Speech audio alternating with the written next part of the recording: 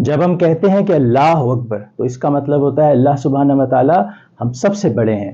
ہم ایک دن میں اللہ اکبر جو کہتے ہیں یا جو سنتے ہیں پورے ایک دن میں، اگر اس کو ہم گنے کاؤنٹ کریں تو تقریباً 100 بار ہم اللہ اکبر کہتے یا سنتے ہیں ایک دن میں۔ لیکن کتنی مزے کی بات ہے کہ ہم کہتے ہیں کہ اللہ اکبر، اللہ سب سے بڑے ہیں، لیکن پھر بھی ہم اپنے پرابلمز مشکلات کو لے کے پریشان ہوتے ہیں۔ ہم یہ نہیں دیکھتے کہ جب اللہ تعالیٰ ہم سب سے بڑے ہیں تو ان مسائل سے بھی بڑے ہیں، یہ مسائل کچھ بھی نہیں ہیں ان کے لیے۔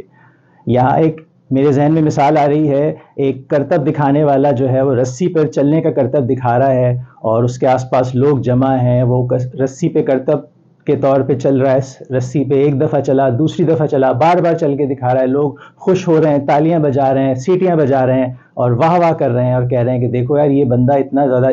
آنکھ بند کر کے بھی شاید یہ رسی پہ چل لے گا۔ اچانک وہ بندہ جو ہے کرتب دکھانے والا، ایک بچہ جو اپنے باپ کی گود میں، اس کو کہتا ہے اس باپ کو کہ یہ بچے کو مجھے دو، میں اس کو لے کے بھی رسی پہ چل کے دکھا دوں گا۔ اب جو ہے لیکن وہ باپ کہتا ہے نہیں نہیں میں تو نہیں دوں گا اس کو، اور سارے والدین اپنے بچوں کو چھپا لیتے ہیں کہ ابھی کچھ دیر پہلے تک وہ کہہ رہے تھے کہ یہ بندہ جو ہے اتنا زیادہ ماہر ہے اور آنکھ بند کر کے بھی چل لے گا، لیکن اب جو ہے اپنے بچے کو دینے کو تیار نہیں ہے۔ تو شاید ہمارا بھی تعلق کچھ ایسا تو نہیں ہے کہ ہم اللہ تعالیٰ کو مانتے تو ہیں لیکن ان پہ یقین نہیں کرتے، اور یہ نہیں مانتے یا اس بات پہ یقین نہیں ہے کہ ہمارے مسائل کو بھی اللہ سبحانہ و تعالیٰ دیکھ رہے ہیں اور وہ ان سے ہمیں نکال لیں گے کبھی نہ کبھی۔ جہاں تک زندگی کے مسائل کی بات ہے، جب تک زندگی ہے پرابلمز، مشکلات تو چلتی رہیں گی۔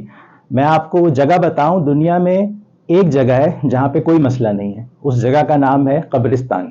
قبرستان دنیا کی وہ جگہ ہے جہاں پہ کوئی مسئلہ نہیں ہے، وہاں کے لوگوں کو کوئی بجلی کا بل نہیں آتا، وہاں کوئی ٹریفک کے مسائل نہیں ہیں اور کوئی پرابلم نہیں ہے، مہنگائی بھی نہیں ہے۔ لیکن قبرستان میں یہ مسائل کیوں نہیں ہیں؟ کیونکہ وہاں پہ زندگی نہیں ہے۔ جب تک زندگی ہے پرابلمز تو ہمارے ساتھ آتے ہی رہیں گے، اور یہ پرابلمز بعض اوقات ہمیں کچھ سکھانے کے لیے اور کچھ پالش کرنے کے لیے بھی آتے ہیں۔ جو جاپنیز آرٹ ہے کنٹ سوگی، کنٹ سوگی میں کیا ہوتا ہے، یہ جو مٹی کے برتن ہوتے ہیں جب یہ ٹوٹ جاتے ہیں تو کنٹ سوگی میں ان کو مٹی کے برتنوں کو ٹوٹے ہوئے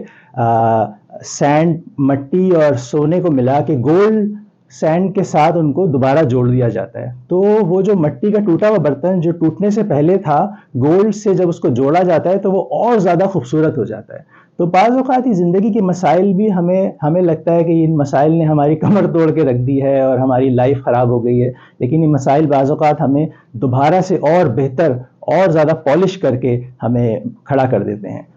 یہ جیسے سونے کی اپنی مثال بھی ہے کہ سونے کو بھٹی میں جلایا جاتا ہے تبھی وہ جا کے کندن بنتا ہے، خوبصورت جویلری میں ڈھلتا ہے۔ تو ہم بھی بعض اوقات ان مشکلات کی بھٹی میں جل کے کندن بن رہے ہوتے ہیں، کسی آنے والے وقت کے لیے تیار ہو رہے ہوتے ہیں، اور یہ مشکلات پرابلمز ہمیں پالش کر رہی ہوتی ہیں، نئی چیز کے لیے تیار کر رہی ہوتی ہیں۔ تو زندگی کی پرابلم سے، مشکلات سے نہ گھبرائیں۔ پرابلم زندگی میں آتی جاتی رہتی ہیں، جو بھی پرابلمز ہیں ان کا ڈٹ کر مقابلہ کریں، اور نیکسٹ ٹائم جب بھی ہم کہیں اللہ اکبر تو دل سے کہیں، اور یہ سوچتے ہوئے کہیں کہ اللہ سبحانہ و تعالی ہم سب سے بڑے ہیں، ہمارے ان مسائل سے بھی بڑے ہیں، اور اللہ کی مدد کے ساتھ ہم ان مسائل سے نکل جائیں گے۔